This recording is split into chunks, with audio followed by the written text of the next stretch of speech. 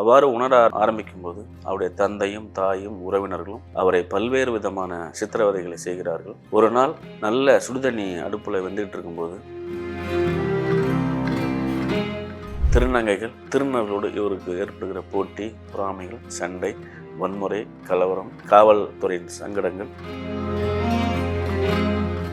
அப்போது காசே கொடுக்காமல் இவரோடு பாலியல் உறவு கொண்ட மனிதர்களை பற்றின ஒரு சித்திரம் இந்த தன்வலாற்று கதையில் வருகிறது.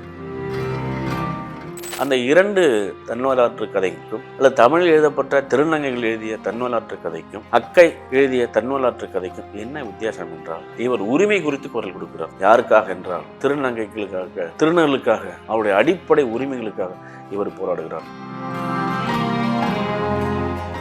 நீங்கள் சொல்லுங்கள் என்று ஒரு கவிதையை எழுதியிருக்கிறார். இதற்கு நான் மட்டுமல்ல, நம்முடைய இந்திய அரசாங்கமும் இந்திய சமமும் பதில் சொல்லியே ஆக வேண்டும். அதுதான் சமதர்மத்திற்கான. வணக்கம். 2025ஆம் ஆண்டு நான் படித்த புத்தகங்களில் என் மனதை மிகவும் பாதித்த புத்தகம் என்றால் நீண்ட பயணத்தின் சிறிய தொடக்கம் என்ற புத்தகம்தான். இந்த புத்தகத்தை எழுதியவர் அக்கை பத்மசாலி என்பவர். இவர் கர்நாடகத்தை சேர்ந்தவர். இவர் ஒரு திருநங்கை. 7 வயது வரைக்கும் இவருடைய பெயர் ஜெகதீஷ் என்பதாக இருந்தது. 7 வயதில் இவருடைய உடலில் ஏற்பட்ட மாற்றங்கள், பெண் தன்மை உணர ஆரம்பிக்கிறார். அவ்வாறு உணர ஆரம்பிக்கும் போது அவருடைய தந்தையும் தாயும் உறவினர்களும் அவரை பல்வேறு விதமான சித்திரவதைகளை செய்கிறார்கள். ஒரு நாள் நல்ல சுடுதண்ணி அடுப்புல வெந்துகிட்டு இருக்கும்போது இந்த ஜெகதீஷ் பெண்ணுடைய அணிந்து பெண் போன்று நடப்பதை பார்த்து அவருடைய காலில் சுடுதண்ணியை ஊற்றி விடுகிறார்கள். கிட்டத்தட்ட அந்த புண்ணு ஆறுவதற்கு அவருக்கு பல மாதங்கள் ஆகிறது. ஆனாலும் அவர் நான் ஒரு ஆண் இல்லை, நான் ஒரு பெண் என்பதை நிரூபிப்பதற்காக அவர் பல்வேறு விதமான போராட்டங்களை தொடர்கிறார். பள்ளியில் மாணவர்கள் இவர்களை கேலி செய்கிறார்கள். அங்கே கர்நாடகாவில் சக்கா, சங்கா, 9, சுக்கா என்ற பெயரில் இவர்களை அழைக்கிறார்கள். இவருக்கு 16 வயது இருக்கும்போது பள்ளியை விட்டு நிறுத்தப்படுகிறார். காரணம் இவருடைய பெண் தன்மை, இவர் வீட்டில் நடந்து கொள்கிற முறை. வீட்டை விட்டு இவர் வெளியேறுகிறார். கிட்டத்தட்ட ஒரு 10-15 நாட்கள் ஒரு பாலத்தின் கீழ் தங்கியிருக்க நேரிடுகிறது. இவர் தங்கியிருக்கிற நேரத்தில் இவரோடு உறவு கொள்வதற்கு பல்வேறு விதமான ஆண்கள் வருகிறார்கள், தனி மனிதர்கள் வருகிறார்கள், கூட்டாக வருகிறார்கள், கூட்டு பாலியல் செய்கிறார்கள். அப்போது கடும் உடல் சித்திரவதைக்கும் மன சித்திரவதைக்கும் ஆளாகிறார். அப்போது அவர் சில கேள்விகள் கேட்கிறார்கள்.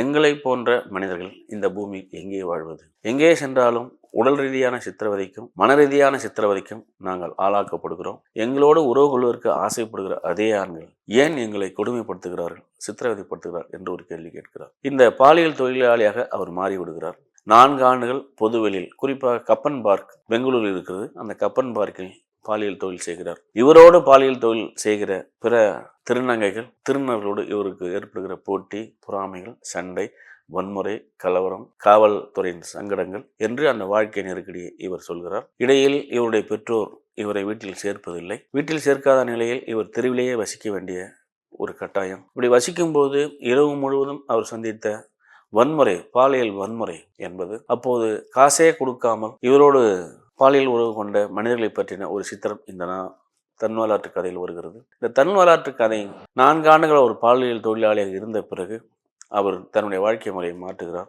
ஏன் இந்த நிலை? அப்போது அவர் சில கேள்விகள் கேட்கிறார். இந்த திருநங்கை என்பது மனித இனம் தோன்றிய அதே காலத்தில் திருநங்கையும் தோன்றியிருக்கிறார்கள். உங்களுடைய மகாபாரதத்தில் திருநங்கைகள் இருக்கிறார்கள், உங்களுடைய ராமாயணத்தில் திருநங்கைகள் இருக்கிறார்கள். முகலாயர் காலத்தில் திருநங்கைகள் அளிக்கப்பட்ட மரியாதை என்ன? இன்று சமூக மரியாதை அவர்களுக்கு என்னவாக இருக்கிறது என்பதுதான் இந்த கேள்விகள்.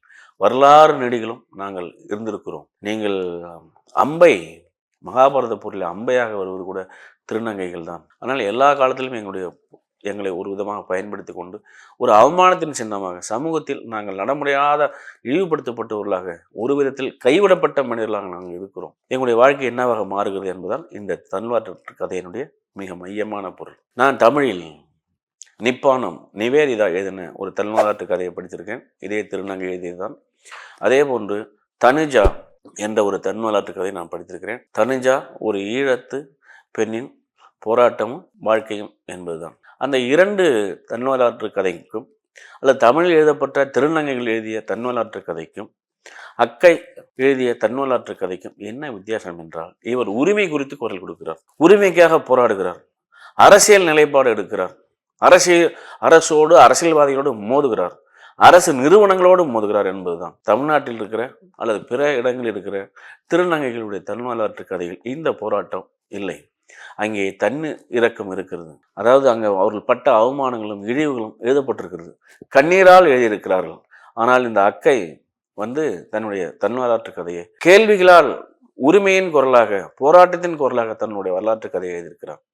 இவர் சந்திக்காத அரசியல்வாதிகள் கிடையாது, இவர்கள் போராட்டங்கள் கிடையாது, இவர் செல்லாத சிறைகளோ அல்லது சிறை நிரப்பும் போராட்டமோ இல்லை. காவல்துறையுடைய ஒரு தொடர்ந்து மல்லு கட்டுகிறார். யாருக்காக என்றால் திருநங்கைகளுக்காக, திருநர்களுக்காக, அவருடைய அடிப்படை உரிமைகளுக்காக இவர் போராடுகிறார். இந்திய அரசியல் சாசன சட்டம் 377 எதிர்த்து இவர் போராடுகிறார். இங்கே இந்தியாவில் திருநங்கைகளுக்கோ திருநர்களுக்கோ அடிப்படை உரிமைகள் மறுக்கப்படுகிற இந்த சட்டத்தை எதிர்த்து போராடியவர்கள் இவரும் ஒருவர். அதே போன்று திருநங்கைகளுக்கும் திருநர்களுக்கும் எதிராக இந்திய அரசாங்கம் கொண்டு வரக்கூடிய அத்தனை சட்டங்களுக்கும் இவர் எதிர்த்து குரல் கொடுக்கிறார். அந்த சட்டங்களுக்கு வலுவாக சட்ட போராட்டங்கள் நடத்துகிறார். உச்சநீதிமன்றம் வரைக்கும் தன்னுடைய குரலை பதிவு செய்கிறார். இது போன்ற உரிமை சார்ந்த, அரசியல் சார்ந்த, அதாவது தன்னுடைய ஆளுமையை வெளிப்படுத்துகிற ஒரு குரலாக இவருடைய குரல் வெளிப்பட்டிருக்கிறது. இந்த புத்தகத்தை தமிழில் மொழிபெயர்த்தவர் அகிலா என்பவர். இவருடைய மொழிபெயர்ப்பு மிகவும் அழகாக இருக்கிறது. இந்த நூலை வெளியிட்டது காலச்சுவடு பதிப்பகம் 2025. இந்த தன்வரலாற்று கதையின் மூலமாக நாம் அறிந்து கொள்ள வேண்டியது, ஒரு எழுத்தாளராக, ஒரு பொது சமூகமாக, ஒரு வாசகராக, திருநங்கைகளுக்கு நம்முடைய சமூகம் அளிக்கக்கூடிய மதிப்பு என்ன, திருநங்கைகளுக்கு இந்திய சமூகம் அளிக்கக்கூடிய மதிப்பு என்ன என்பதுதான். அப்போது இந்த தன்வரலாற்று கதை ஒரு கேள்வியை அவர் கேட்கிறார். இந்திய சமூகம் சமதர்மத்தை ஏற்பதற்கு ஏன் இத்தனை ஆயிரம் ஆண்டுகள் எடுக்கிறது என்பது ஒரு கேள்வி. 2017 ஒபாமா இந்தியாவுக்கு வந்தபோது இவர் அந்த சந்திப்பில் கலந்துக்கூடிய ஒரு வாய்ப்பு கிடைக்கிறது. அப்போது இவர் கேட்கிறார் ஒபாமாவிடம், இந்திய சமூகம் அல்லது உலக சமூகம் எப்போது இந்த திருநங்கைகளையும் திருநர்களையும் சமமாக மதிக்கும், அதற்கு நாங்கள் என்ன செய்ய வேண்டும் என்று ஒரு கேள்வி எழுப்புகிறார். அப்போது ஒபாமா சொன்ன ஒரு பதில், நீங்கள் உங்களை தேடுங்கள், உங்களை கண்டறியுங்கள், உங்களுடைய வாழ்க்கையை, உங்கள் வாழ்க்கை நெருக்கடிகளை எழுத்தாக மாற்றுங்கள், புத்தகமாக மாற்றுங்கள். அந்த புத்தகங்கள் உங்களுடைய கண்ணீரை பிரதிபலிக்கல்ல, உங்களுடைய சோகத்தை சொல்வதற்கல்ல, இது உங்களுடைய சுதந்திரத்திற்கான, உங்களுடைய உரிமைக்கான ஒரு போராட்டமாக இருக்கும் என்று ஒபாமா சொன்னதையும் இந்த நூலில் அவர் பதிவு செய்திருக்கிறார். இது போன்ற புத்தகங்கள், குறிப்பாக நீண்ட பயணத்தின் சிறிய தொடக்கம் என்ற இந்த புத்தகத்தின் மூலமாக நான் கற்றுக்கொண்டது என்னவென்றால், எந்த நேரத்திலும் எவ்வளவு இக்கட்டான நெருக்கடியான சூழ்நிலையில் கூட தன்னுடைய உரிமைக்காக குரல் கொடுக்கிற தன்னுடைய ஆற்றல் வெளிப்பட வேண்டும். என்னுடைய எந்த சந்தர்ப்பம் என்னுடைய உரிமையை நான் விட்டு கொடுக்க முடியாது என்று இவர் போராடுகிறார். இவர் என்ஜிஓவில் வேலை செய்கிறார், எய்ட்ஸ் கட்டுப்பாட்டு வாரத்தில் வேலை செய்கிறார், அரசோடு சில சமரசங்கள் உடன்படிக்கைகளை செய்கிறார், பல்வேறு அமைப்புகளை உருவாக்குகிறார். ஆனால் ஒரு அமைப்பிலும் இவர் தொடர்ந்து இருப்பதில்லை. இந்த அமைப்புகள் மூலமாக அவர் தினம் பாடம் கற்றுக்கொண்டே இருக்கிறார். எல்லா பாடங்கள் கற்றுக்கொண்டாலும் கூட அவர் இந்தியாவில் பெறக்கூடிய அனைத்து விதமான சலுகைகள் என்று சொல்ல முடியாது, விருதுகளையும் பெற்றிருக்கிறார். சென்னைக்கு கூட அவர் வந்திருக்கிறார்.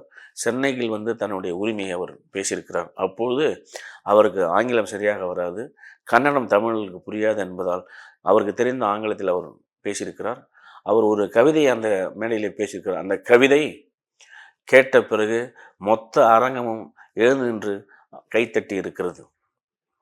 அந்த கைத்தட்டலை பெற்ற அந்த அக்கை பத்மசாலி அவர்கள் தன்னுடைய வாழ்க்கை, இது ஒரு சிறிய தொடக்கம்தான், ஆனால் என்னுடைய வாழ்க்கை நீண்ட பயணம் கொண்டது. இந்த சிறிய தொடக்கத்தில் நான் இருக்கிறேன். நான் என்னவாக இருக்கும் என்பதை நீங்கள் சொல்லுங்கள். நான் எப்படி வாழ வேண்டும் என்பதை நீங்கள் சொல்லுங்கள். நான் எப்படி இந்த பூமியில் உரிமையோடு வாழ வேண்டும், சுதந்திரத்தோடு இருக்க வேண்டும் என்பதை நீங்கள் சொல்லுங்கள் என்று ஒரு கவிதையை எழுதியிருக்கிறார். இதற்கு நான் மட்டுமல்ல, நம்முடைய இந்திய அரசாங்கமும் இந்திய சமூகமும் பதில் சொல்லியே ஆக வேண்டும். அதுதான் சமதர்மத்திற்கான, இந்த பூமியில் தோன்றிய அனைத்து உயிர்களுக்குமான சம உரிமை, சமதர்மம், எல்லோருக்கும் எல்லாம் என்ற நிலையை உருவாக்குவதற்கு அவர் தன்னுடைய குரலை இந்த நூலின் வழியாக பதிவு செய்திருக்கிறார். இந்த நூல் மிக முக்கியமான நூல். நன்றி, வணக்கம்.